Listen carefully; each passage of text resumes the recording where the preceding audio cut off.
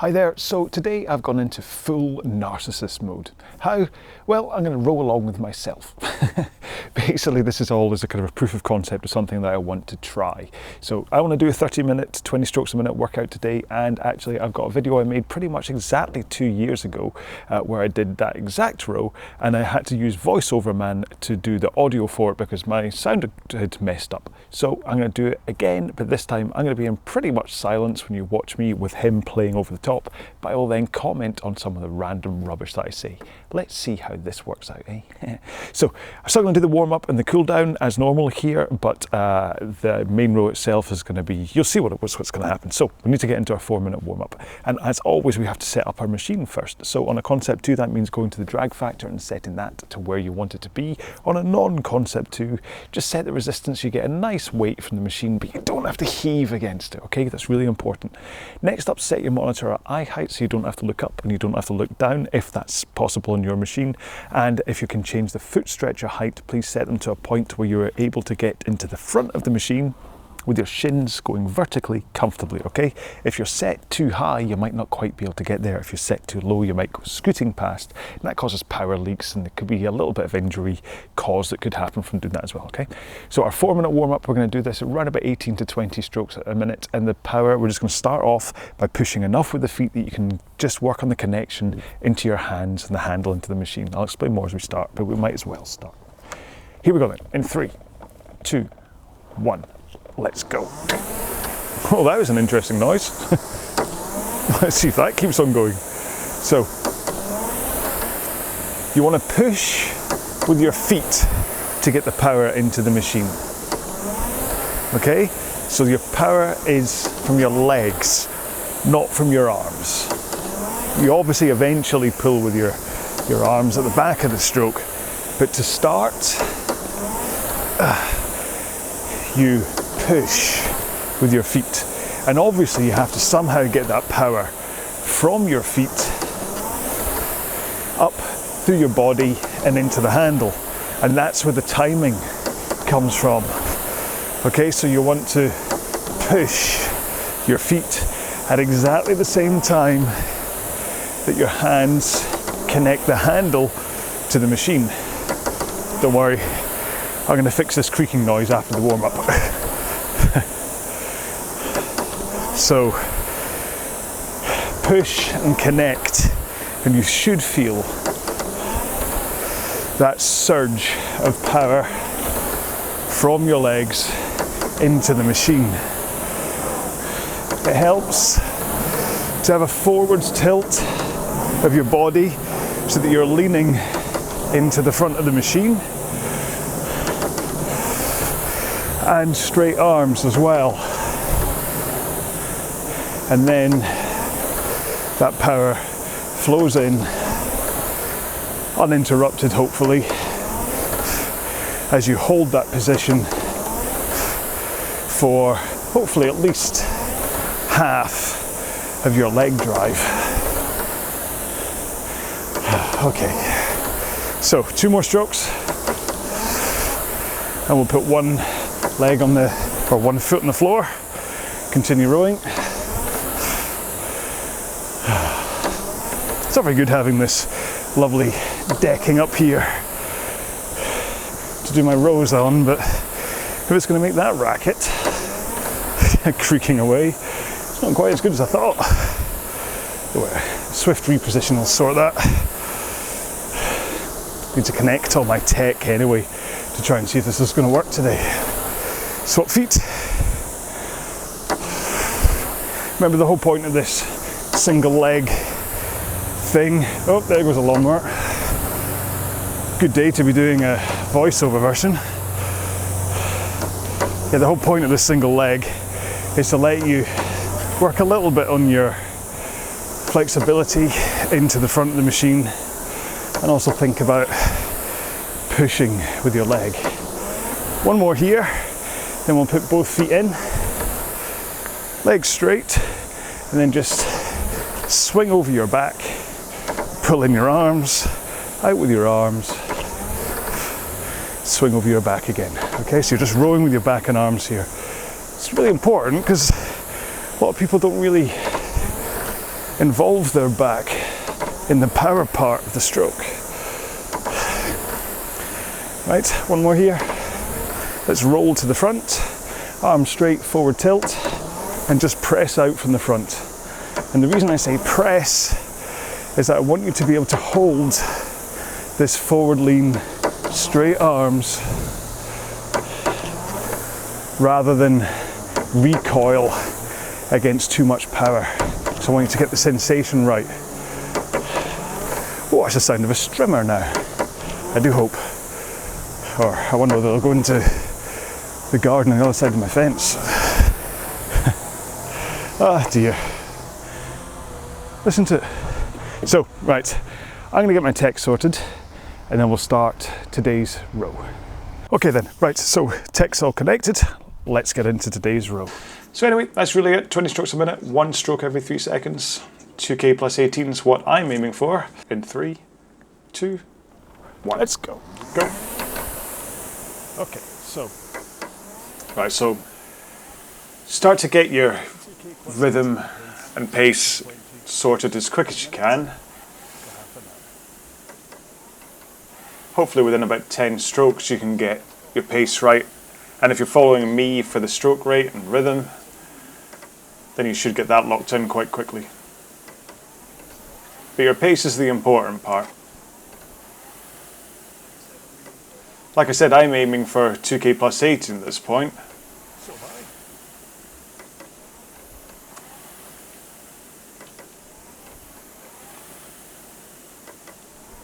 But you do have the option of using this kind of a row as 30 minutes at 20 strokes a minute, but at full intensity. So what I mean is you just, every single stroke you put in full power, and then over the 30 minutes try and see how much distance you can cover. It's quite a favourite testing session of some of the rowing teams, just to see what you're like at this rate. So basically you've taken 600 strokes and what's the distance. It's a good way to measure how much power you can generate, and it really is a tough one to do. It is actually.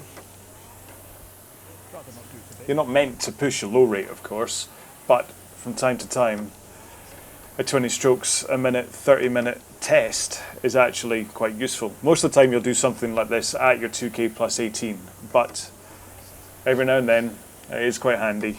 It's a way to reveal what kind of power you've got. Come back to it once a month or so, see if you can beat the score from last year, or last month, sorry. So anyway, so that's two options. You can do the 2k plus 18, you can do 30 minutes of 20 strokes a minute with full pressure and see how far you can cover. Or then we can get back down to the normal 6 out of 10 option, which is basically just looking at your effort level. But of course you've got to be honest about that. You have to make sure that how you perceive what your 6 out of 10 is, what your split time per 500 meters, at that point you really want to be holding that all the way to the end. So fair enough, you're going to be feeling tougher as it goes on, so towards the end of the row it'll feel less like 6 out of 10 and maybe more like 7 or even 8 out of 10. But the important part is that you set an honest 6 out of 10 starting point and hold that to the end. So I'll say this in quite a lot of the videos about the danger of doing effort-based value, is that it's quite easy to cheat really. But if you're going to use this out of 10 value, then be honest with yourself. Otherwise your training is going to suffer if you're trying to improve. And it's also easy to kind of back off a bit for that day. But hey, I bore you enough about that enough.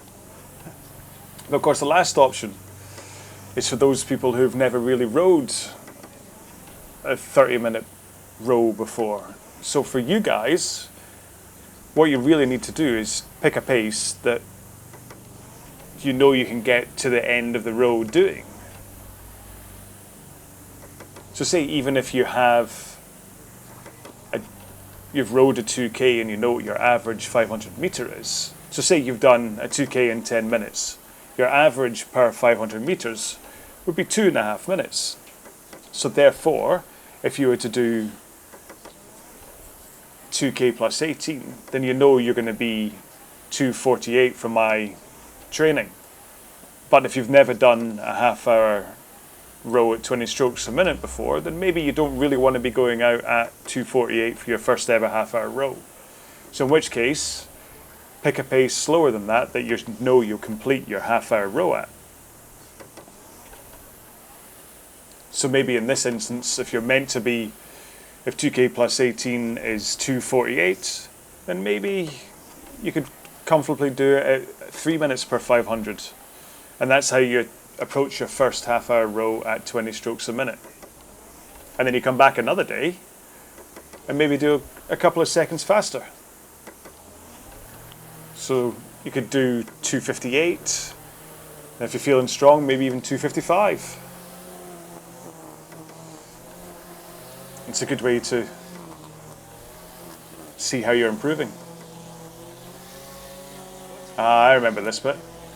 So my daughter Holly was sitting next to me during this, and she suddenly had a problem. Here we go, it's a door-based problem.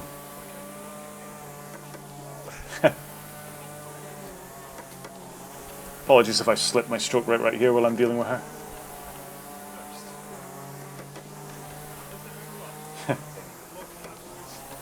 There you go, there's parenting for you, isn't it? I didn't even stop.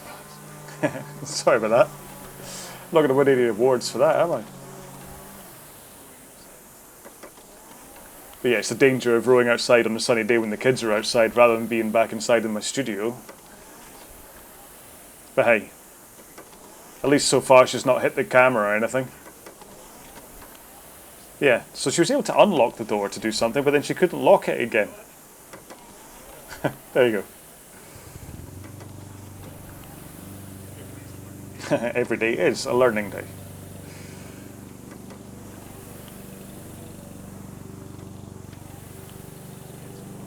Yeah, where were you? Oh, right, I was still talking about the 3 minutes as a training pace. Losing the plot slightly.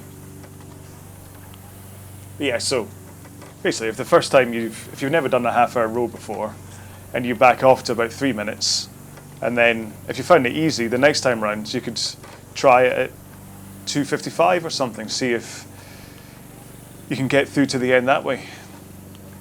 I mean, half the time with a half-hour row, especially if you've never done one before, it's in your head. You start to think, can I manage half an hour?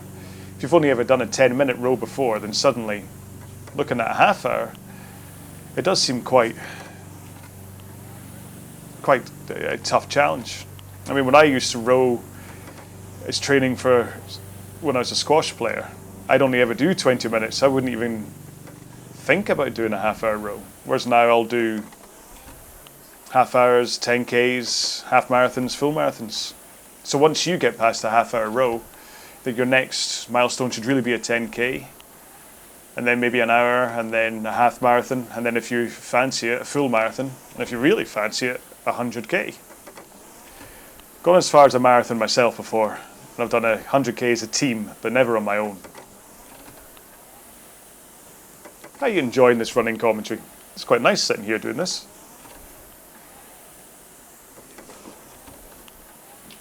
Maybe I should do all of them as a director's cut.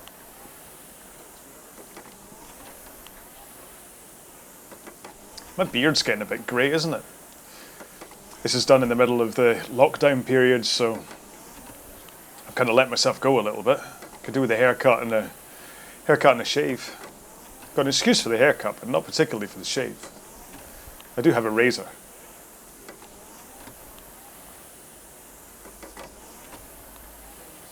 So yeah, so basically, your options for pace, I know we're quite far into the row now, but your options for pace are either 2K plus 18, 6 out of 10, or you could do your come back another time and do the 30 minutes at 20 strokes a minute hard, or just try and get to the end if you've never done a 30-minute row before. Just pick the right pace.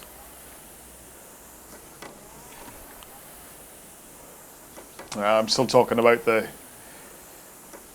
30, 20 as hard as you can.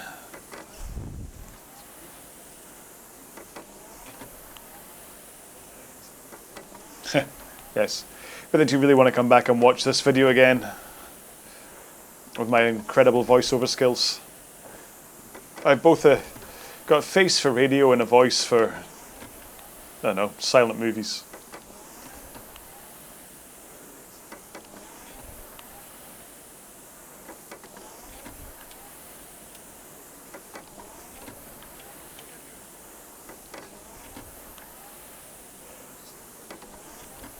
I have no idea what I'm saying there.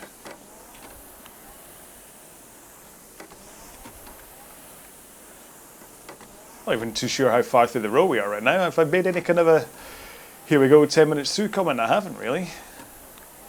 Of course. Oh, there we go. We're approaching 10 minutes gone is what I just said. So that's good, so we're 10 minutes into this. 200 strokes down, you should be doing a good job so far.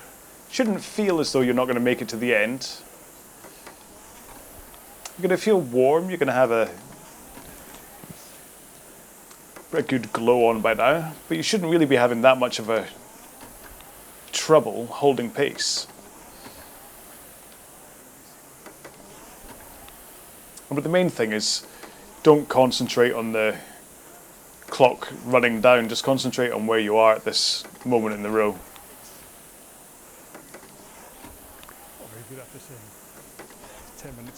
You can start faking yourself out if you look at the amount of time to go or the amount of distance to go.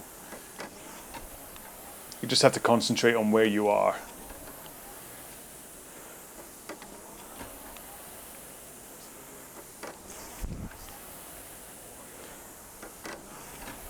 So yeah, I think what I'm saying right now is that if 10 minutes in you're feeling a bit too tough and you feel like you need to slow down, then either you're dehydrated like I'm slowly getting here, or you kind of went out a bit too fast, or maybe you've never done a half-hour row before and you're just not used to controlling your breathing to be able to do it.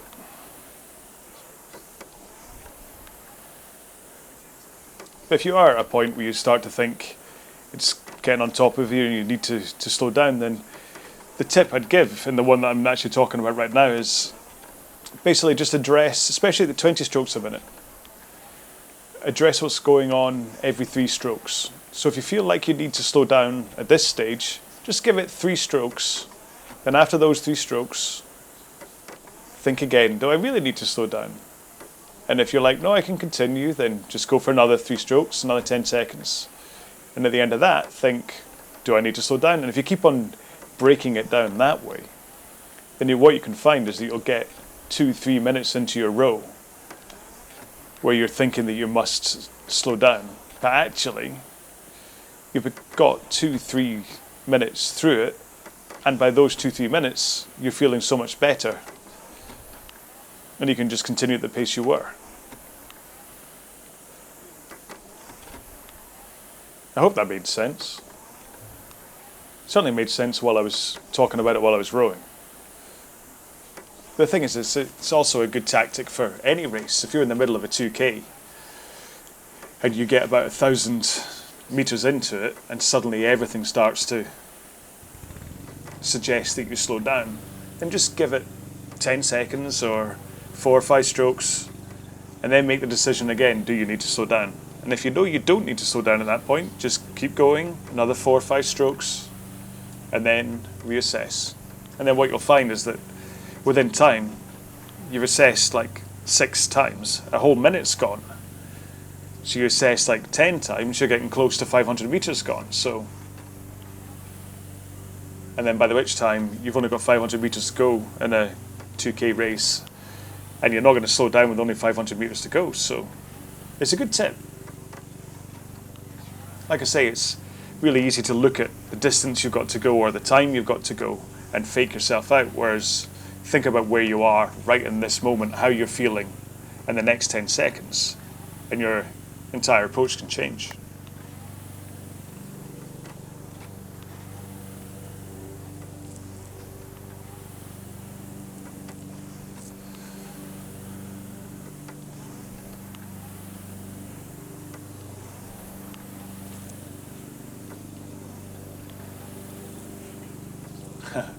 Yeah, there might actually be a point where you actually just do need to stop.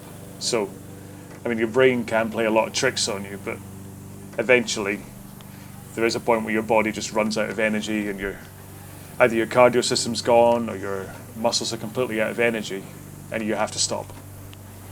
But quite a lot of the time, it is just your brain playing tricks on you. I mean, your brain wants to protect you. Your brain's trying to keep you out of harm. So when you get to a point where your muscles are really like burning from all the energy you're doing, or your cardio system's at full guns and you're gasping for air, your brain is going to start telling you, stop, stop, stop, just to protect you. But you know your own body, you know what you can push through and what it can take. So it's then up to you to make the choice as to whether you can continue or not.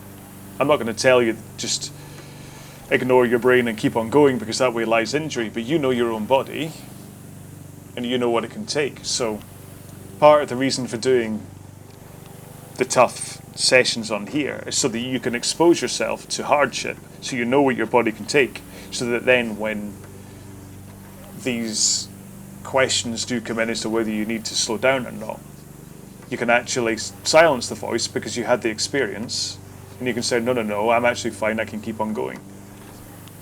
It's kind of the same way that if you've never done a 2K before and you've never experienced how tiring it can be, you can actually do really well because you don't have the fear of what you're about to. It's like naivety is a good thing. And then the more 2Ks you do, the more you start to overthink what you're about to go through. I mean, the thing is when you do absolutely empty the tanks and everything, you will start to kind of pass out on the machine. So your body's going to know when you've taken it too hard. I recommend not taking it that far. There's nothing worse than seeing people literally faint off a rowing machine in a race.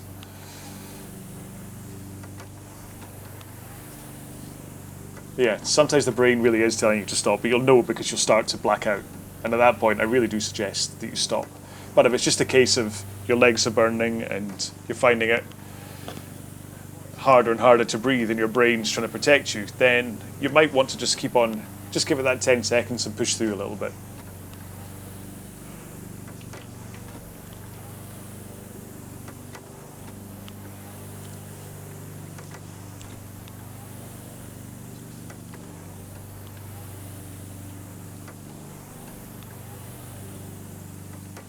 So yes, I think right about this point, I was starting to feel quite dehydrated from working out, and I mean, it wasn't actually that hot. I mean, it was only about 17, 18 degrees centigrade, but trust me, for Glasgow, that's the height of summer, so to be rowing away in that kind of heat, and I hadn't had that much to drink that day, or this day, sorry, I was quite hot and dehydrated, so there were little alarm bells going on my head thinking, should you really be doing this? But at this stage I think there's only about 13 minutes to go, so I knew that I could easily make it to the end of a 13-minute row, so I didn't need to give in to that little niggle in the back of my head suggesting that I stop.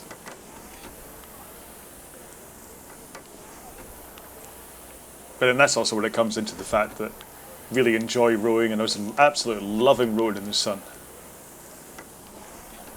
A bit rude having sunglasses on, we can't make eye contact, can we?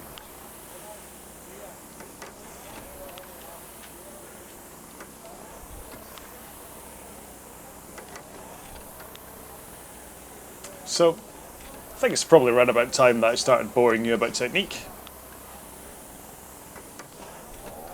Because right about this stage, you start to get tired and your technique starts to suffer, so it's a good time to address it. So let's start off with the shins. So you want to make sure and get your shins there, right at the front of the stroke, there, nice and vertical, without lifting your heels off the footrest too far. You'll see that mine come up a little bit, but I'm not launching them inches off the foot plates.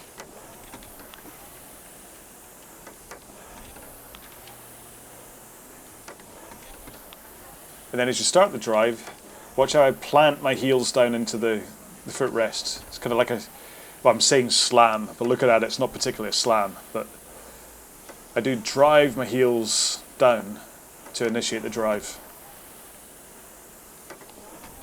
And then you can hear the whoosh. I just really want to hear that flywheel whoosh and accelerate. You don't want it to be in even sound. You want it to go whoosh.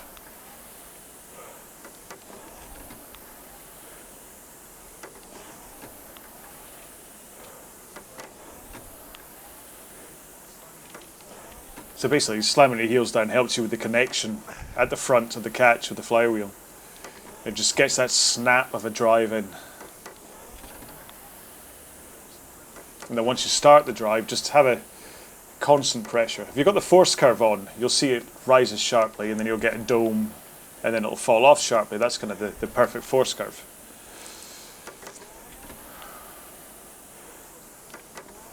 So then next, once you've got your shins and feet right, think about your arms. You want to make sure that your arms are straight and relaxed, and your shoulders are nice and relaxed.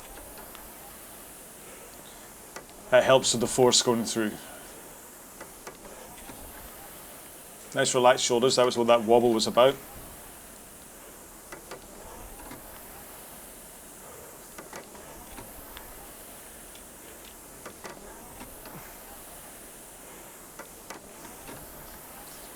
And then don't forget about your hands. You want to make sure and have them nice and relaxed on the handle. You're not choking the handle to death. So if you're going to use your fingers as hooks, with a nice, there you go, that's what I just said, hooks. And there's three reasons really for having your fingers as hooks. They help to transfer the power through your relaxed arms. That's the first one of them. And then you get a tiny little bit more length if you have them as hooks, as though if you grip tight, you're losing about 1 centimetre of length. And then the other one is basically because there's so much space, because you've got looser hands. I'm not saying loose, but looser hands. There's more chance for air to circulate through your hands. So although you'll obviously eventually get sweaty, you'll hopefully not get as sweaty as if you had a really tight grip, which is going to hopefully reduce chances of getting blisters. So 3 good reasons.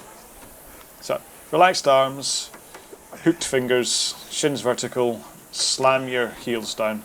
Then make sure and engage your core when you're at the front. If you've got a core engaged at the front of the catch, then that's going to help the power from the stroke transfer up through your body, from your legs, through your core, through your shoulders, through your relaxed arms, into the handle, and then into the flywheel.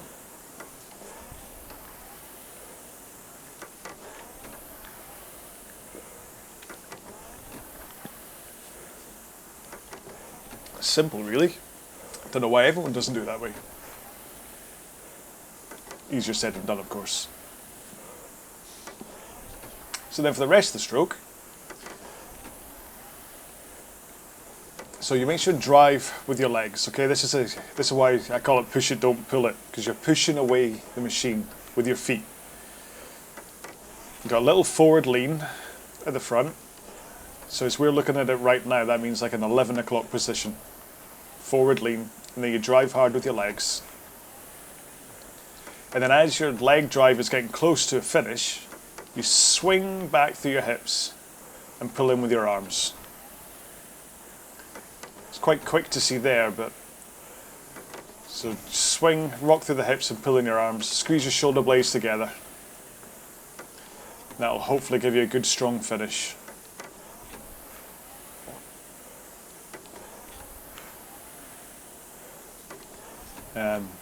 Although actually, the day I recorded this, I was watching a video saying that you should put your elbows out to the side slightly, almost like chicken wings, flare them outwards, like that. Now, it could just be that I've spent so long rowing this way on an erg that I've never really got used to doing it that way, but I just don't feel I can get the power from it. That said, of course, I'm sure if I spent a couple of years rowing by flaring out my elbows, I'd eventually get power from that way. Certainly even that one stroke I demonstrated just then, I really did feel it going through my pecs. So it was something, I was using my pecs rather than, don't know what I'm using there. Shoulders, lats, don't know.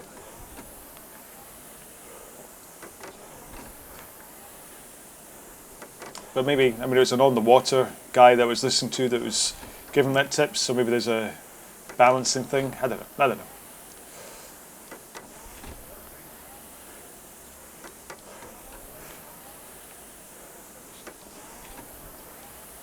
So the other thing, of course, is try and get the leg drive all finished before the handle comes into finishing your chest. Really what you don't want to be doing is trying to absorb power by yanking on the foot straps. So you don't want to be flexing your feet to stop you at the end of the stroke, and certainly don't want to be pulling yourself back up the rail by flexing your feet. It's basically a waste of power. You're using muscles that you don't need by doing that, which is going to tire you more.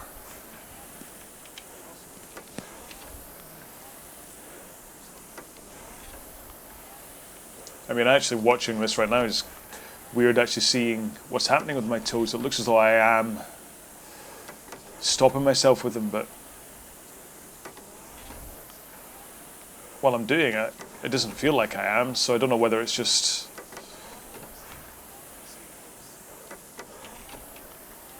Yeah, the other thing is the handle, bring it into your body like that, and then back out at the same pace. So come in, go woof, woof. That really helps you. Woom, woom. I'm making lightsaber noises now. So you drive, pull the handle into your body, and then release it at the same pace. So it goes woom, woom. I'm not saying throw the handle back out in a jerky motion. You still want it to be nice and fluid in and out.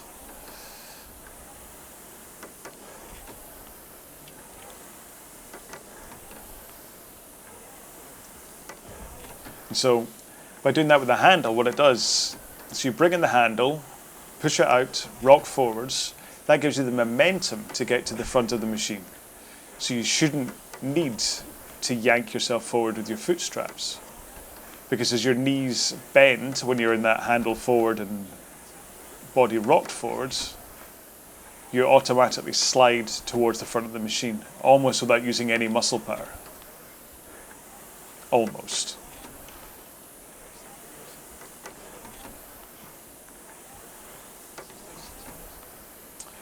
But yeah, so one of the other ones I've got with me rowing in this position outside, I think it's the 6 times 6 minutes, shows me rowing without my feet in the straps, proving that you don't actually need your feet in the foot straps.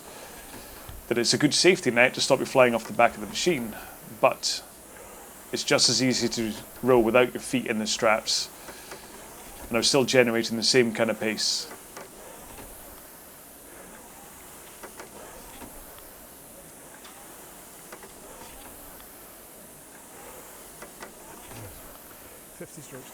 So yeah, so by the time you put the handle forwards, and you've done your body rock forwards like that, and your knees bend, you're straight back into the catch position, ready for the next stroke.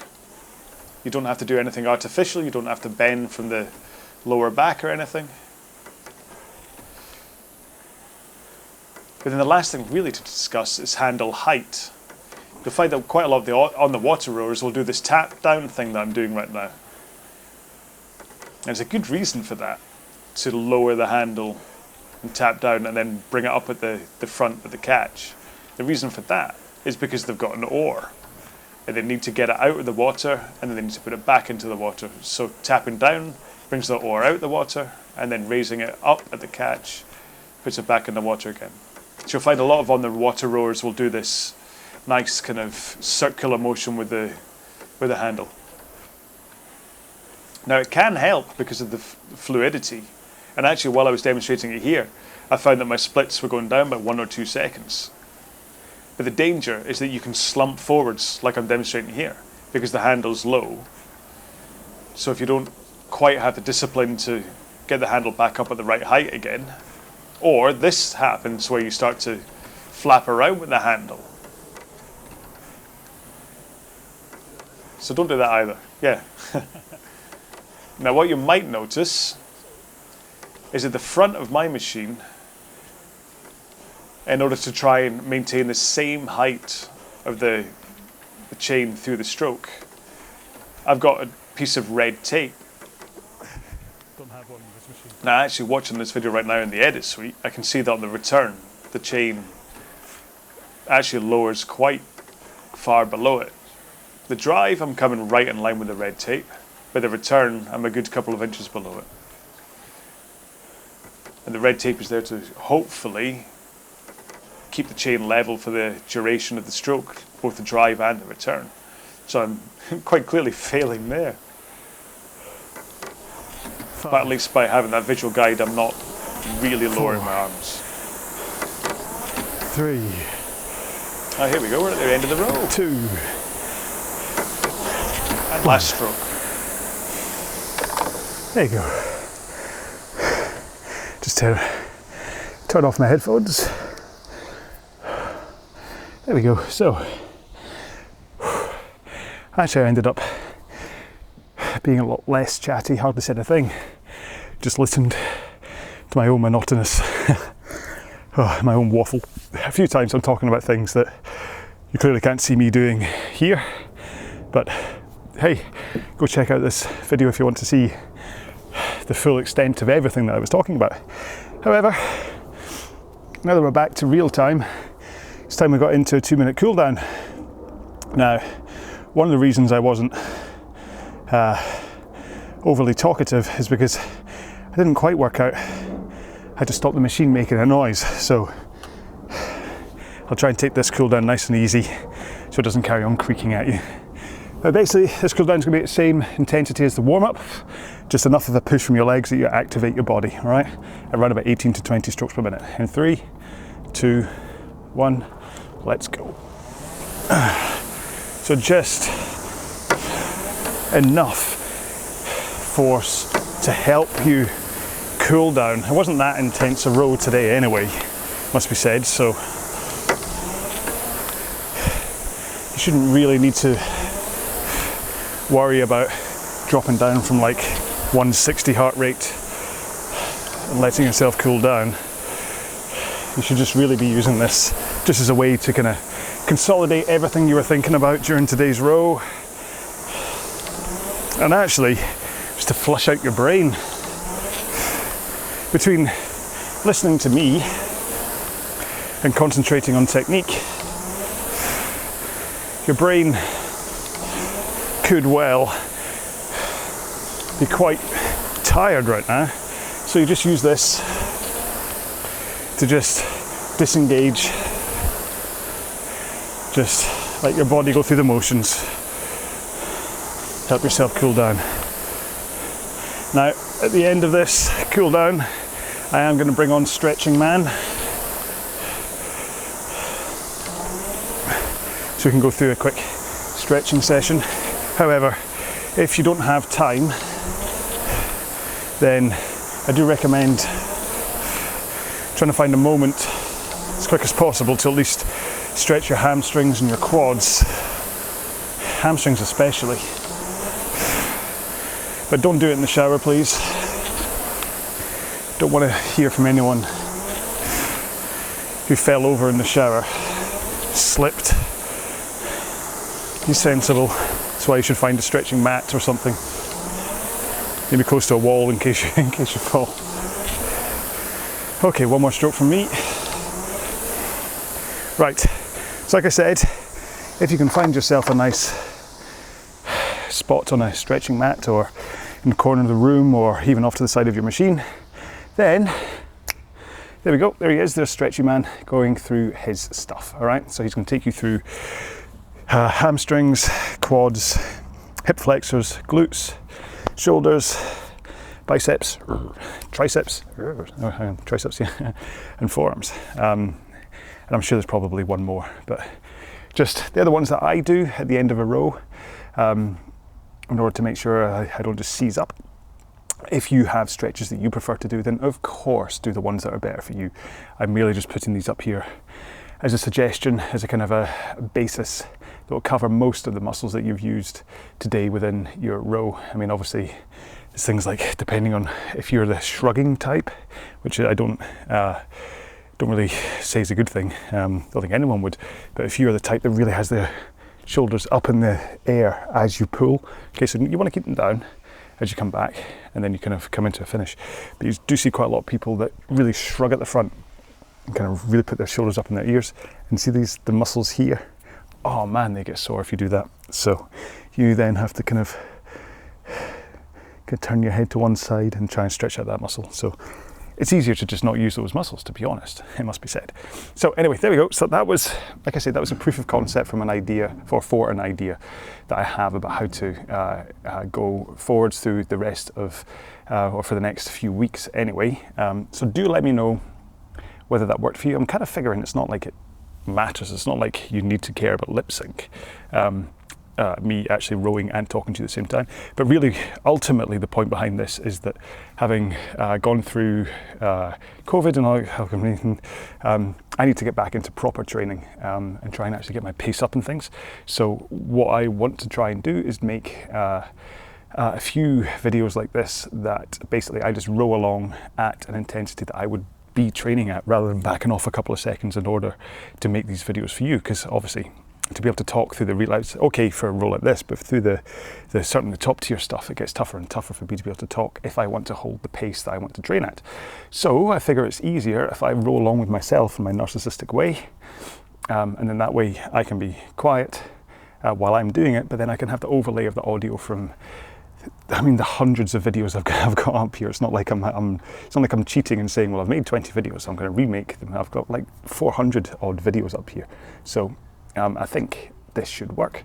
Do let me know. I mean, I'm relatively kind of steadfast that this is what I'm going to do, but do let me know if you think it's a bad idea, because obviously, but it's also a good way to kind of reimagine videos that, because the way YouTube works, basically, it'll only really ever present you with the recent videos. So going back into the catalogue, the history all the way back to like 2018, very few people go that far back. So if I start to kind of look at some of the rows from back then and redo them, reimagine them this way, it also means I can make sure that everything's RowAlong branded this way as well. Not that I'm going to delete the old versions, but it just means I can kind of regurgitate. That's the word I'm looking for, isn't it? Rejuvenate, that's better.